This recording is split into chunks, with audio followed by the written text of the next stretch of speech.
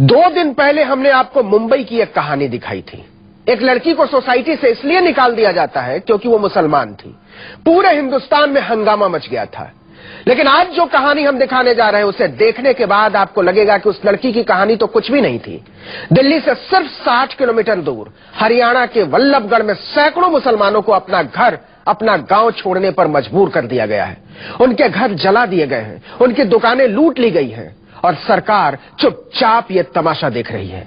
अब 150 से ज्यादा मुसलमान परिवार डर के मारे वल्लभगढ़ थाने में पड़े हुए हैं।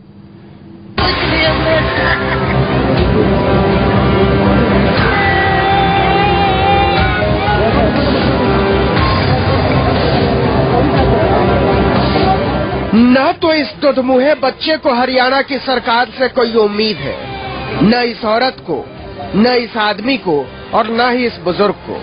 मनोहर लाल खट्टर की सरकार को वल्लभगढ़ के अटाली गांव के कोई 150 मुसलमान परिवारों की घर निकासी से कोई मतलब नहीं। दहशत ऐसी है कि एक भी आदमी घर जाने को तैयार नहीं है।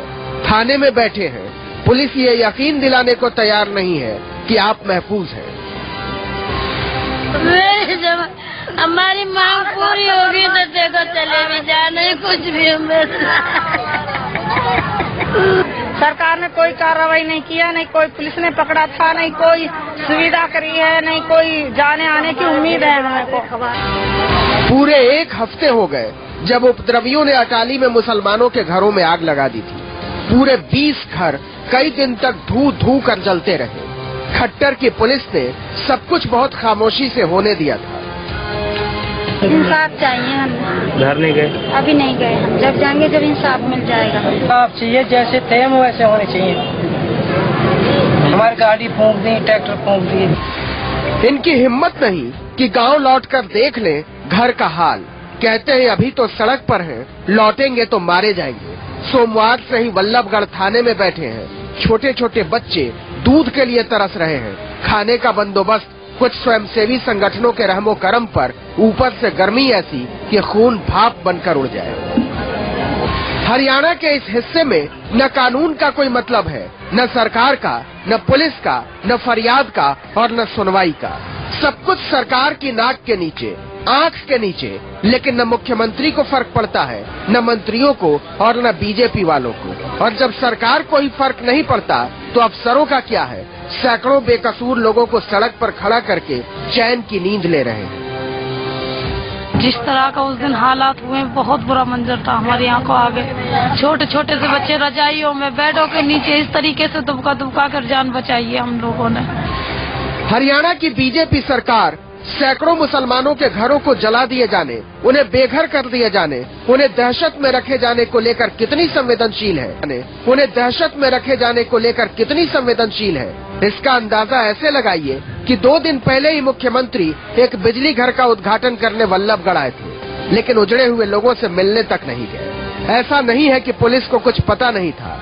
डीएम, एसपी सबको पता था कि अटाली में किसी भी वक्त कुछ भी हो सकता है। कुछ संगठनों ने उन्हें आगाह भी किया था, लेकिन उन्हें फर्क पड़ना बंद हो गया था। उन्होंने तब तक कुछ नहीं किया जब तक अटाली के मुसलमानों के घर जलाकर खाक नहीं कर दिए गए। उन्होंने गांव नहीं छोड़ दिया, वो शरणार्थी नहीं बन गए। 15 लड़का है जो घर में आए थे मारने के लिए। फिर हाथ जोड़े, पैर पकड़े, उसने ना मानी। फिर उन्होंने डंडा बरसा दिया मेरे पास, कानों के कुंडल ले लिए, 60,000 रुपये ले लिए।